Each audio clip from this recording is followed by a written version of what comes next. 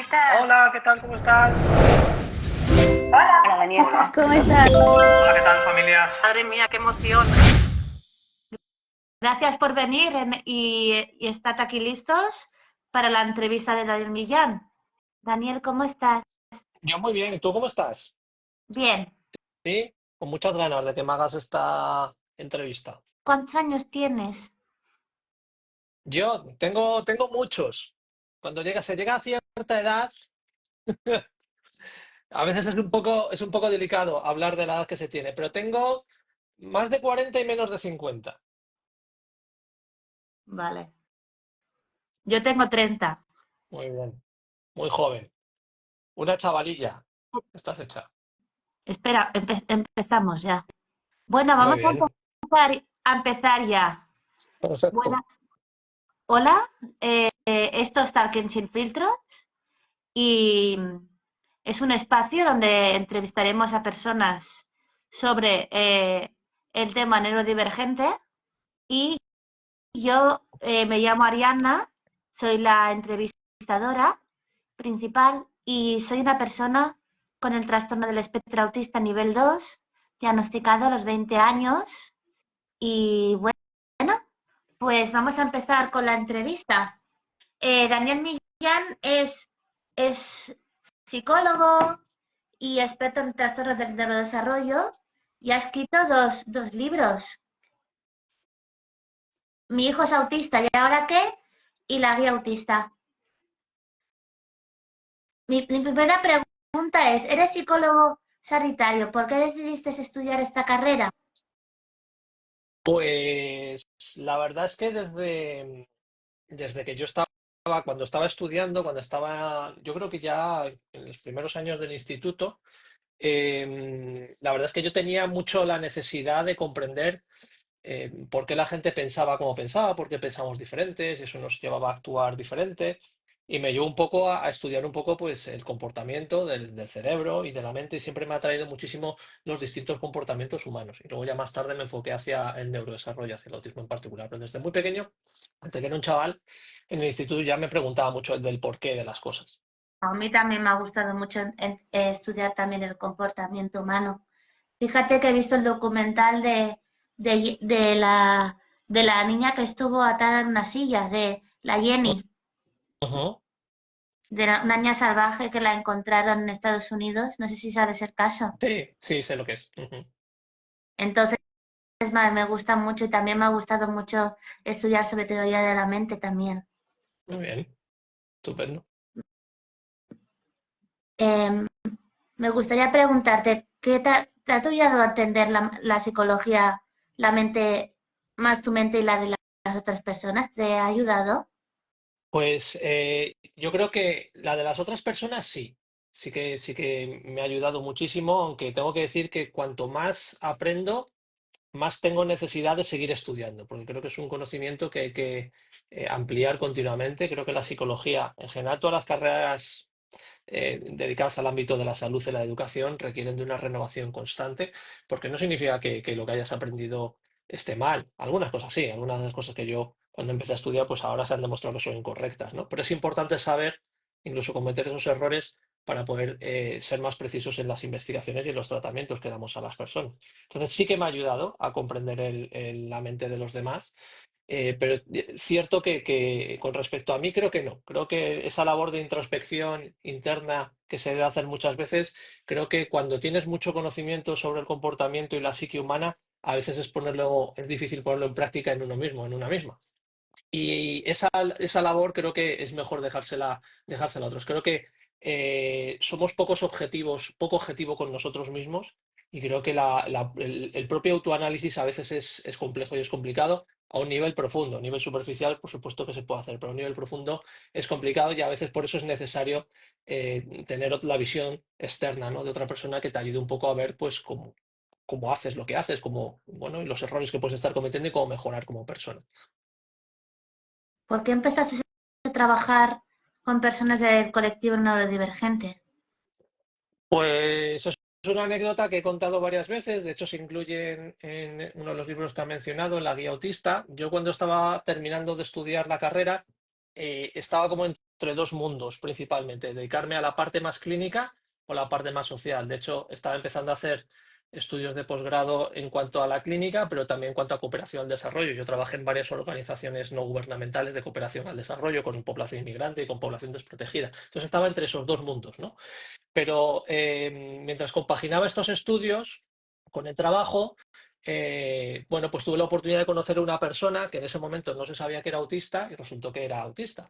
Le diagnosticaron más tarde de síndrome o trastorno de Asperger. Y la verdad es que me impactó muchísimo su forma de pensar, su comportamiento, cosas como la teoría de la mente, ¿no? En su caso, ¿no? La dificultad que tenía un poco para anticiparse a los pensamientos ajenos, ¿no? Y me impresionó tantísimo que empecé a indagar muchísimo en neurodesarrollo y de hecho estudié por mi cuenta muchísimas cosas antes de realizar mis primeros cursos de neurodesarrollo y de autismo en particular. Y fue una persona en el espectro fue la que me impulsó a dedicar mi vida a trabajar con este colectivo. ¿Cuál es el trabajo que más te ha marcado como persona? Muy difícil responder a esta pregunta. Es una pregunta, estás haciendo preguntas muy complejas, pero muy bonitas, ¿eh? Me gustan mucho tus preguntas. Bueno, yo creo que hay varios trabajos que me han marcado. Todos los trabajos en los que he hecho he sacado cosas muy, muy positivas. En algunos de ellos también, evidentemente, cosas no tan positivas. Creo que uno de los trabajos más complejos que tuve que realizar fue cuando estuve dirigiendo el centro de autismo de Badajoz cuando fui director general, durante 4 años estuve, en el que era, en su momento era uno de los centros de autismo más grandes de Europa. Entonces, para que entiendan la complejidad de la gente, en esos tiempos, en esa época, solo el Corte Inglés en Badajoz tenía más empleados que nuestra asociación. Es decir, damos trabajo a muchísima gente y atendíamos a colectivos de toda Extremadura, no solo de Badajoz, ¿no? ¿Ya Y sigues fue un siendo trabajo. de Badajoz de autismo? Todavía ¿El qué? está, Sí, sí, todavía. sí, sí, sí, sigue funcionando. Y fue muy complejo, fue muy duro, no tanto por la parte técnica en la que aprendí muchísimo, es cuando empecé a hacer muchísimos diagnósticos, yo hacía prácticamente un diagnóstico por semana, allí cuando estaba en Bajo durante 4 años. ¿Y quién te enseñó a hacer Eh, diagnósticos? ¿El qué, perdona? ¿Quién te enseñó a hacer Ah, diagnósticos? bueno, diagnósticos, mira, yo me formé en Madrid con Juan Martos, que trabajaba en ese momento en APNA Madrid, la Asociación de Padres y Niños Autistas de Madrid, y en el gabinete de Letrea, que también está Juan Martos y María Llorente. Y bueno, con ellos trabajé y también realizó muchísimos cursos de diagnóstico allí. Pero ahí fue la primera vez en la que me tuve que saltar a hacerlo yo por mi cuenta, porque había una demanda muy, muy grande en la comunidad, ¿no? Y tenemos muchísima gente que quería diagnóstico, como te digo. En ese momento estamos dos profesionales, dos psicólogos, y hacíamos uno cada semana, un diagnóstico cada semana durante todo ese tiempo, ¿no? De 4 años, ¿no? Entonces, no solo por eso, sino bueno, ahí tenemos servicio de atención temprana, habilitación funcional, un centro de día, una residencia, un colegio. Durante 2 años fui también director del centro educativo. Entonces fue como muchísimo, ¿no? Fue un impacto muy grande a nivel de profesionalidad y aprendizaje y también de conocimiento humano, ¿no? Y de conocer cómo funcionan también las empresas de atención a la discapacidad, etcétera, etcétera, ¿no? Pero bueno, fue muy complejo, pero también fue muy bonito y aprendí muchísimas cosas. Porque yo te veo muy enfocado en el autismo. Incluso en días festivos haces vídeos. ¿Por qué decidiste enfocarte tanto en el autismo? Bueno, porque creo que es una condición que para mí es misteriosa, maravillosa, terrorífica a veces también, O y sea, es muy como un incomprendida. misterio, ¿no? Es como si es como si fueras un detective, ¿no? Bueno, se podría decir así. Creo que es una condición que es única en la forma en la que se representa, porque creo que es la única condición del neurodesarrollo en la que hay tanta disparidad, tanta variedad, ¿no? De comportamientos, de Como dificultades es y un también de espectro. capacidades. También de capacidades, ¿no? Entonces creo que otras condiciones creo que las puedes aprender y puedes trabajar sobre ellas, pero creo que dejan de sorprenderte a cierto punto. Y a mí a día de hoy, 20 años después de estar trabajando con personas al espectro, me sigue sorprendiendo muchas cosas. Que también es algo que hay que analizar, ¿no? El hecho de que lleves tanto tiempo y te sorprendan también es un poco esa punta, ¿no? Que tenemos que tener todos los profesionales, decir, no, tienes que seguir estudiando, tienes que seguir aprendiendo, porque tienes que ser cada vez mejor profesional, porque esta población lo merece. ¿Qué es para ti el autismo? Bueno, es difícil sintetizarlo en una frase, creo que una vez lo dije y lo puse en una ocasión en Twitter, creo que para mí principalmente es una divergencia, es decir, una forma distinta de percibir la realidad. Una divergencia en percepción, ¿no? La realidad se percibe de una forma que es distinta a la neurotípica y por eso provoca dificultades en la interacción con el entorno. Creo que si la tenemos que decir en una frase así sucinta, pequeña, creo que sería una buena ¿Qué forma de te ha acercarnos a la aportado condición. conocer personas a ti en la vida personal? ¿Qué te ha aportado conocer personas dentro del espectro?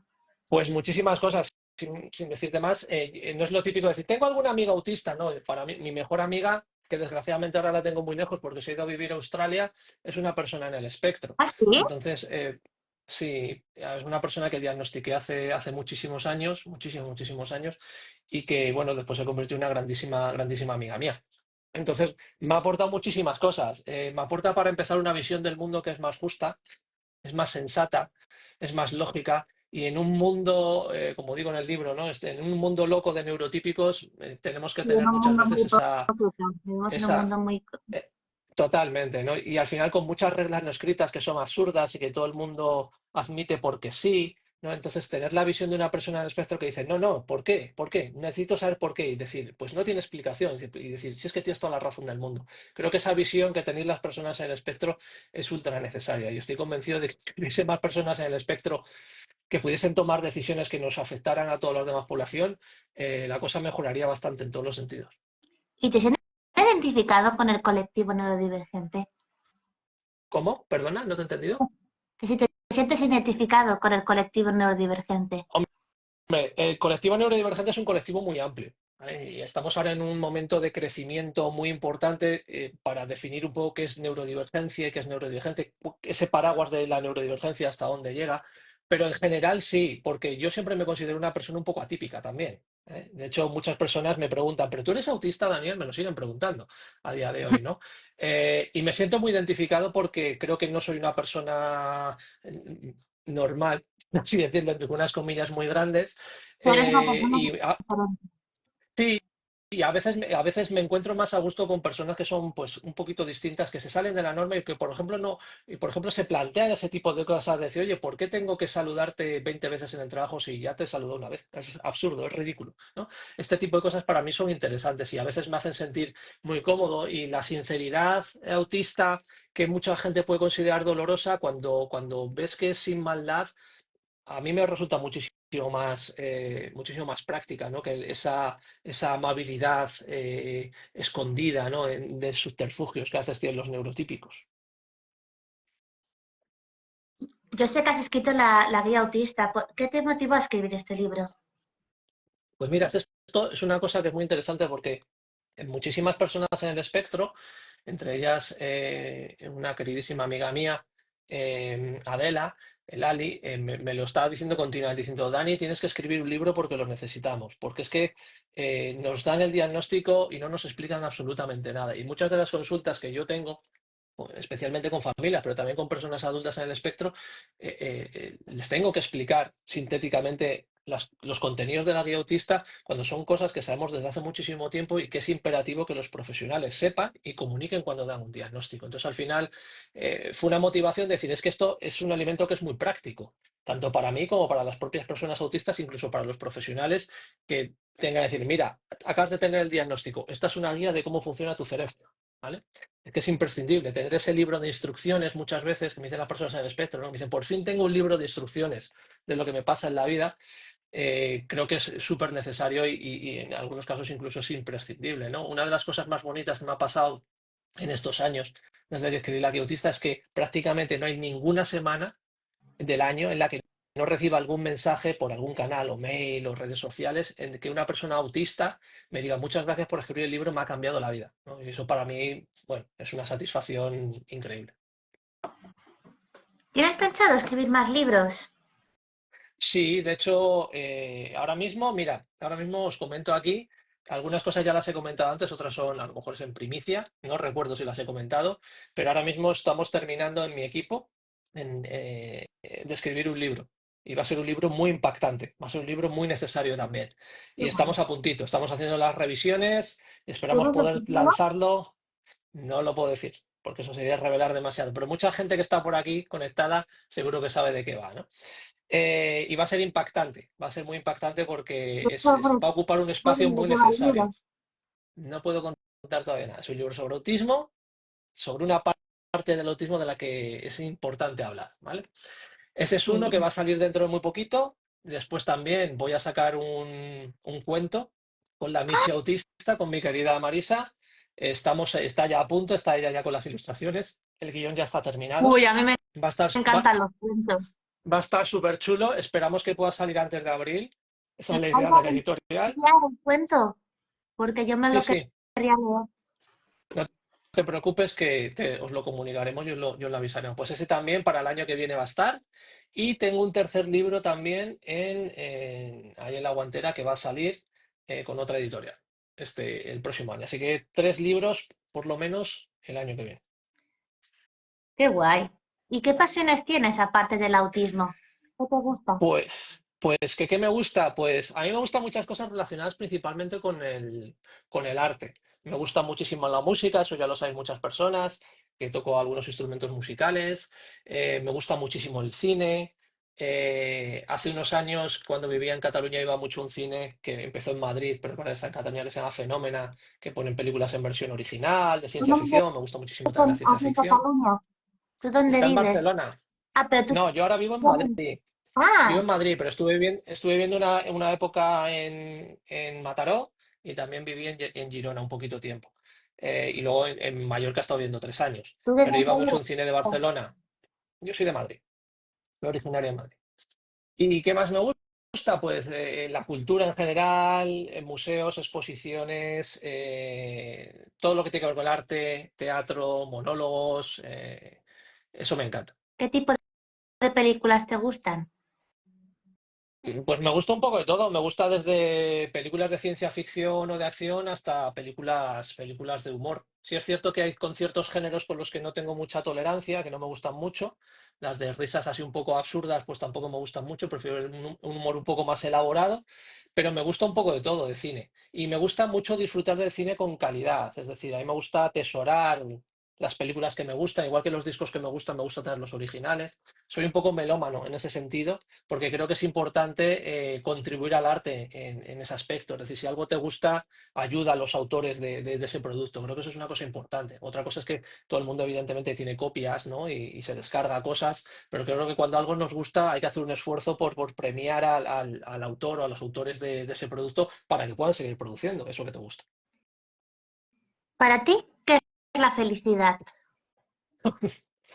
Pues la felicidad, yo creo que poder hacer las cosas que te gustan, disfrutar de las cosas que te gustan con los seres queridos e intentar contribuir en algo en el mundo. Creo que si estamos aquí es importante que intentemos dejar nuestra pequeña huella de la forma que sea, o bien con nuestros hijos, o bien con nuestras obras, o bien con nuestras acciones. ¿Y cuál ha sido el momento más feliz de tu vida? ¿Cuál es el momento que más recuerdas? Uf, hombre, tengo muchos momentos felices que tienen que ver con familiares, por ejemplo. Y siempre tienen que ver con personas, con cosas que he hecho con la gente que quiero, con familias y amigos, que pueden ser desde hacer un viaje con seres queridos, a tener, no sé, éxitos compartidos con algunas personas. Creo que eso es de las cosas que me hacen más feliz. Siempre las cosas que me hacen más feliz, aunque me gusta mucho estar solo también, y eso es una cosa que a veces no me asemeja un poco a la población autista. Me gusta mucho la soledad y la tranquilidad, por ejemplo, y disfrutar de mis hobbies a veces solo, pero lo cierto es que cuanto más disfruto es cuando estoy con seres o con personas a las que quiero. Y si pudieras retroceder en el tiempo, ¿a qué momento de tu vida volverías? Pues fíjate que creo que algunas de las cosas que he hecho a nivel laboral las haría de otra manera, probablemente, porque hay veces que cuando estás trabajando entras en una vorágine a veces un poco compleja de poder ver, ¿no? El cuadro completo, ¿no? El contexto completo, y a veces no es que cometiera errores graves, creo que no los he cometido, pero sí es cierto que algunas de las cosas que, por ejemplo, he tolerado en algunos trabajos que he tenido, viendo ahora un poco en perspectiva, no habría aguantado tanto y habría alzado la voz mucho antes, porque resulta que los trabajos en los que he podido tener alguna situación así, pues siempre he alzado la voz, pero creo que a lo mejor he tardado demasiado, que tendría que hacerlo un poquito antes. Y por último, última pregunta que quería hacerte, ¿te arrepientes de algo en tu vida? Pues supongo que sí. No pienso mucho en los errores en sí, pero sí que intento aprender de ellos.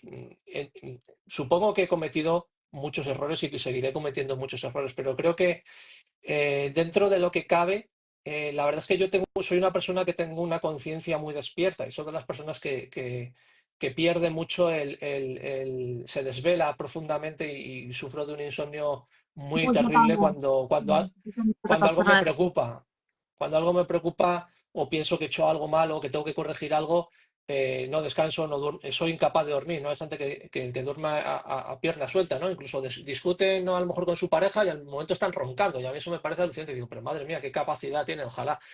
Entonces, pienso que todos cometemos errores y es inevitable cometer errores porque somos humanos. Y a veces pues que no nos damos cuenta, pero creo que es importante hacer reflexión, incluso a veces lo que te decía antes, ¿no? Que otra persona incluso nos puede indicar alguna cosa que se nos ha pasado y un poco poder salir de nuestro ego y poder reconocer que has cometido un error para aprender, sobre todo, no tanto para corregir, porque a lo mejor ese daño ya está hecho o eso ya no se puede corregir, sino para la siguiente vez intentarlo hacer un poquito mejor. Por último, quería darte un minuto para acabar la entrevista, un minuto de de vindicación. De reivindicación. Sí. Bueno, eh, uno de los objetivos con los que yo vengo trabajando últimamente es el de intentar que haya un poquito más de alianza dentro de los profesionales y las personas dentro del espectro. Creo que hay muchísima división en muchísimos aspectos, sobre todo los que tienen relacionados, los que están relacionados con el diagnóstico y la intervención, por un desconocimiento muy grande que hay de la realidad autista, ¿no? Yo siempre lo digo, creo que esa frase de todos los autistas son diferentes y si conoces a uno, solo le conoces a esa persona, en mi opinión, aunque en principio pueda parecer, pues sí, es lógico, pero creo que es un error, porque creo que eso nos separa. Creo que lo que hay que hablar más es de las cosas que nos asemejan y que creo que el hecho de que, por ejemplo, un niño no verbal se pegue es una situación análoga muy parecida a que un adulto se muerda los labios por dentro o se arranque el pelo por los O nervios, sea, ¿no? es O por como las una dificultades. inmunidad. Sí, porque creo que si no, el hablar de distintas personas en el espectro y que todos somos distintos, al final lo único que consigue es separarnos y decir, bueno, hay como lo que se hablaba antes, ¿no? Hay un autismo 5 estrellas y luego está el autismo severo, ¿no? Y creo que es un error muy grande enfocar solo el autismo por ahí. Mira, el otro día me llamaron de una productora de televisión con el caso de un chaval y me empezaron a escribir simplemente la conducta que tenía agresiva, es decir, mira, le pasa esto por el autismo. Y digo, eso no le pasa por el autismo, eso no es el Yo autismo. Eso le pasa porque, estuve en el programa Únicos. ujú, sí, me lo comentó tu madre. Pues se conoce muy poquito y lo que se conoce es solo lo malo del autismo. Y entonces tenemos que ir mucho más allá sin obviar Se las dificultades que pueda conoce haber. perfiles muy concretos, por ejemplo, se conoce un perfil tipo Sheldon Cooper o tipo Doctor. Sí, sí, efectivamente, nos vamos a los dos extremos, ¿no? Eres un perfil tipo de Good Doctor o eres un perfil de niño no verbal que se golpea, ¿no? Y parece que no salimos de ahí, es muy difícil salir de ahí, es que sacar a la gente un poco de esa visión arquetípica que tiene. Y esa es un poco la labor, la reivindicación que hago, ¿no? Y que me gustaría que pudiésemos llegar y que el año, a lo mejor 2025, fuera un año en el que se conociese más en profundidad el espectro del autismo y no se hable tanto de diversidad, que creo que está bien, pero creo que no nos ayuda al final, sino No hablar de hace procesos identificación. compartidos, ¿no? Es lo que comparten todas las personas en el espectro, ¿no? Esos procesos a nivel neuropsicológico que subyacen siempre y que están ahí, que son las que definen, porque al fin y al cabo es cómo funciona vuestro cerebro, ¿no? Entonces creo que tenemos que hablar más de eso y menos de las diferencias, ¿no? Pero es complicado.